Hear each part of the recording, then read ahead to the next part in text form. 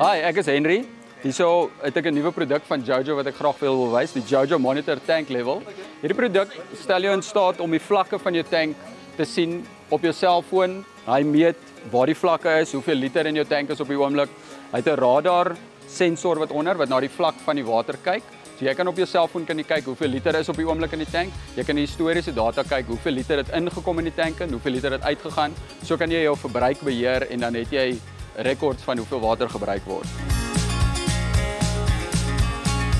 Hier is een van ons ander nuwe produkte, die Remote Tank Pump Controller. Hoe hierdie een werk, mens sal 'n sender hê op die tank met sensors wat wys hoe vol of hoe leeg die tank is en die eenheid sal praat met die eenheid wat op jou boorgatpomp of op jou boosterpomp is wat die tank moet vol maak.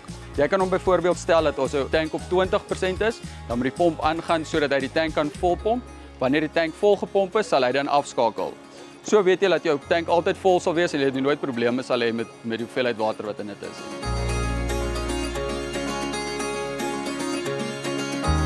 Hier het ons die Jojo Monitor watermeter. Met hierdie watermeter kan jy op jou selfoon kyk hoeveel liter water op die oomblik deur die meter gaan. Jy kan die vloeispoed van die water op jou selfoon sien. Jy kan ook historiese data kry van hoeveel water gebruik was.